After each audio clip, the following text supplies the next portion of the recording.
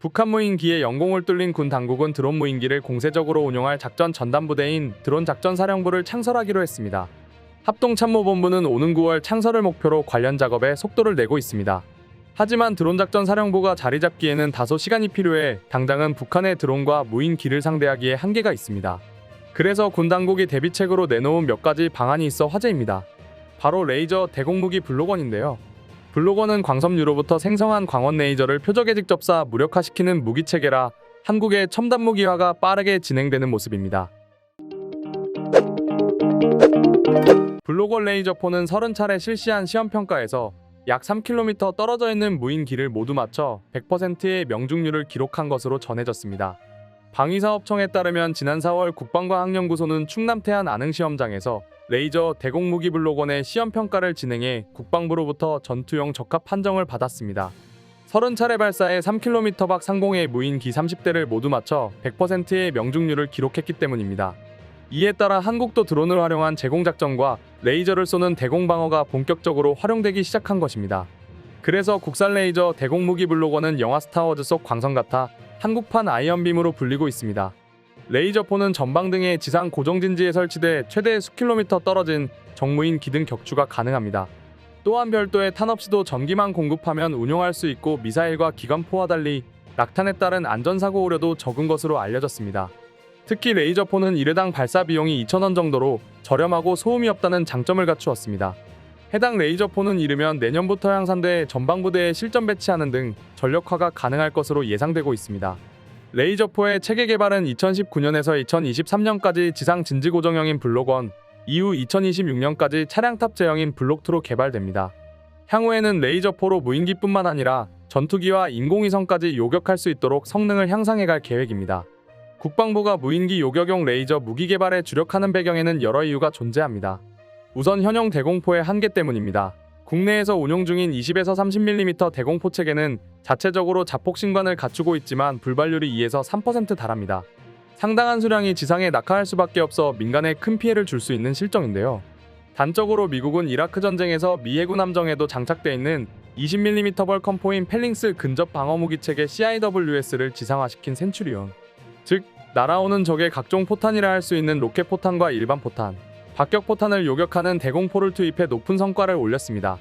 반면에 대량의 20mm 탄과 파편이 주변 민가에 떨어져 상당한 곤혹스러운 상황에 직면하기도 했습니다.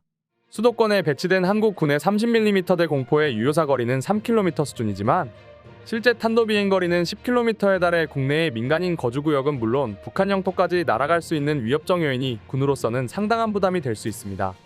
이에 레이저 대공무기는 정 목표물을 탐지만 한다면 명중률은 99% 이상이고 2차 피해도 전혀 없다는 장점이 있습니다. 여기에 북한 영공을 향해 얼마든지 발사할 수 있으며 일의 사격 비용은 1,000원에서 2,000원에 불과해 경제적 부담도 없어 우리 군 당국 입장에서는 레이저포가 최적의 선택지가 아닐 수 없습니다. 그러나 레이저 대공무기는 장점과 단점이 존재합니다. 우선 장점으로는 초당 30만 캠을 이동하는 지향성 에너지를 이용해 마하 8.0의 극초음속 미사일 등도 쉽게 요격하는 게 가능합니다. 또한 레이저 무기는 고에너지를 집속해 개인 소총의 5.56mm 탄환보다 작은 영역에 대해 표적을 구분해 파괴할 정도로 정확한데요. 게다가 1회 발사 비용이 2,000원 안팎으로 휴대용 대공미사일인 신궁의 한 발당 발사 가격인 2억 원과 패트리어트 팩3의 한 발당 발사 가격인 80억 원 등과 비교해 경제성이 뛰어납니다. 기관포나 대포처럼 별도의 탄약이 없어도 전기만 공급하면 운용이 가능하고 포탄에 따른 지상 피해 우려도 적은 것이 장점입니다. 반면 단점으로는 레이저가 안개나 비 등으로 산란 굴절돼 표적에 원하는 에너지를 투사하지 못할 수 있습니다. 그리고 표적과 교전하기 위해 가시선을 유지해야 한다는 한계도 존재합니다. 더불어 표적이 산악이나 특정 물질로 차단돼 있으면 표적에 도달하는 레이저의 양이 현저히 감소해 공격력이 약해지는 특성이 있습니다. 빠르게 이동하는 표적의 경우엔 계속 추적해야 하고 파괴할 때까지 에너지를 전달해야 하지만 이 과정에서 목표물이 급기동할 경우 추적과 격추에 제한이 따라 실패할 확률이 높아지는 약점이 있습니다. 레이저는 결국 출력이 무기화의 수준을 결정하게 됩니다. 이러한 점은 레이저 대공무기의 공격력 핵심은 출력이라는 의미입니다. 출력을 높일수록 대응할 수 있는 표적의 범위가 증가하기 위해서입니다. 그러나 현재는 드론을 요격하는 수준의 20에서 60kW급 출력에 머물고 있는 게 현실인 상황입니다. 하지만 출력을 지금보다 높여서 실전 배치가 이뤄진다면 레이저 무기는 전장의 환경을 쉽게 바꿀 수 있습니다. 예를 들어 대전차 미사일을 파괴하려면 100kW급 출력을, 순항 미사일은 300kW급 출력을, 전투기나 지상표적 파괴를 위해서는 메가와트급 출력이 필요합니다. 출력이 클수록 그 레이저 무기의 위력이 증대된다는 의미인데요. 다만 레이저 대공 무기가 고출력을 내려면 전체 시스템의 규모가 커져야 하는데 현재 기술력으로서는 빠른 시일 내에 이를 넘어서는 게 쉽지 않다는 것이 전문가들의 대체적인 평가입니다. 그래도 당장은 방사청이 최근 성공시킨 지상고정형 레이저 대공무기 블로거는 20kW급 출력이 2030년까지 출력을 30kW까지로 확장될 예정입니다. 또한 항공기나 함정, 차량 등에 장착할 수 있도록 블록2 개발을 진행할 예정에 있습니다. 이처럼 개발에 따른 전력화가 순조롭게 이루어질 경우 지난해 우리 영공을 침범했던 전장 1.8m 크기의 무인기는 물론이고 그보다 훨씬 작은 소형 드론은 손쉽게 잡아내 격추할 능력을 갖출 수 있게 됩니다. 선진국들은 이미 레이저 대공무기 개발이 한창입니다. 미국의 아담은 10kW, 아테나는 30kW, 이스라엘의 아이언빔은 20kW, 독일의 HEL 이펙터는 20에서 30kW 출력의 광섬 유레이저를 사용하고 있습니다. 이들 레이저 무기는 모두 1에서 2km의 저고도로 침투하는 무인기 요격용입니다.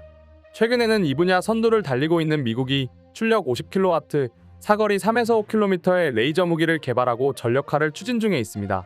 미 해군 경우 2022년 알레이버크급 구축함에 레이저 무기를 시험 설치하기도 했습니다. 이 밖에도 미공군은 향후 F-35 등의 레이저 무기를 탑재해 공대 공미사일 요격용으로 활용할 예정인 것으로 알려졌습니다.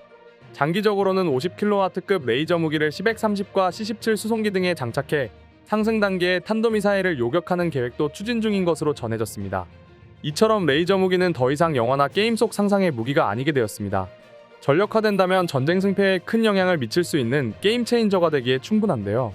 이를 의식해 미국은 이미 극초음 속미사일, 자율무기와 더불어 레이저를 포함한 지향성 에너지 무기들을 미래전의 게임 체인저로 설정했습니다. 미래전은 단위 부대의 역할이 강조되는 킬 웹의 양상 및 전투원의 생명을 중시하는 비화약전이나 비살상전의 양상으로 전개될 수밖에 없다는 게 미군의 판단입니다. 현재 우리 군도 개발이 완료된 레이저대 공무기를 양산 배치하기 위한 구매 예산이 신속히 편성될 수 있도록 심혈을 기울이고 있는 것으로 알려진 만큼 레이저 대공무기의 지속적인 발전이 필요해 보입니다. 그럼 지금부터 한국의 레이저 무기에 대한 외국인 반응 살펴보도록 하겠습니다. 역시 한국은 한국이라니까. 또 엄청 무서운 괴물 무기를 만들고 말았네.